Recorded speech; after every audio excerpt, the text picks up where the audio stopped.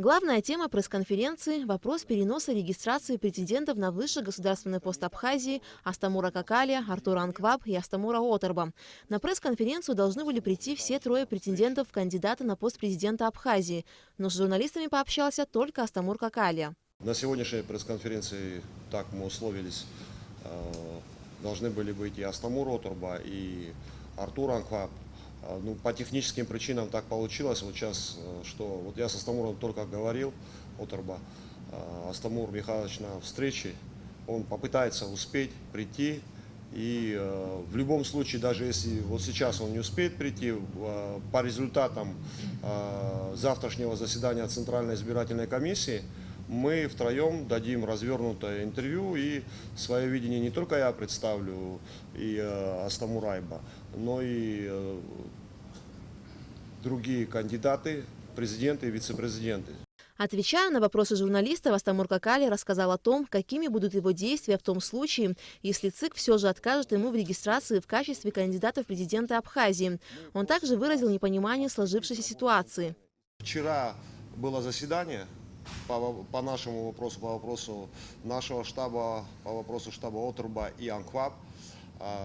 7-7 поделились, насколько мы знаем, члены ЦИК при голосовании. Так и не было принято решение. Но нам говорят, все нормально, ждите, ждем. Ну просто, если мы уж получаем негативный ответ, то, может быть, стоило его получить раньше. Мы бы успели вот пройти суд. Высказывание Астамура Какалия прокомментировал председатель Центральной избирательной комиссии Абхазии Тамаз Гоги. Он рассказал о том, как проходило заседание комиссии Центра избиркома 24 июля и почему вопрос рассмотрения регистрации Какалия, Анкваба и Оторба был отложен. В состав Центральной избирательной комиссии по закону входит 15 человек. Но реально сегодня у нас 14 человек.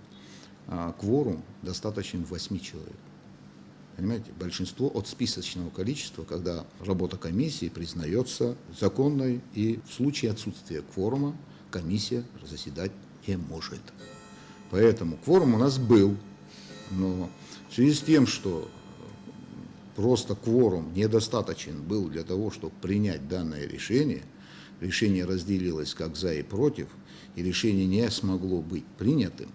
Поэтому мы приняли решение дождаться последнего дня. Последний день гарантированно обязывает нас принять решение, даже если мы не сможем добиться явки большинства, подавляющего большинства членов Центральной избирательной комиссии. Центральная избирательная комиссия работает в рамках закона, и любая предвзятость исключена, подчеркнул Тамаз Гоги. Какие бы мнения в обществе не было, никто не задался целью кого-то, вы понимаете, там вот специально выводить из гонки. Я хотел бы предостеречь всех, чтобы обстановку не нагнетали.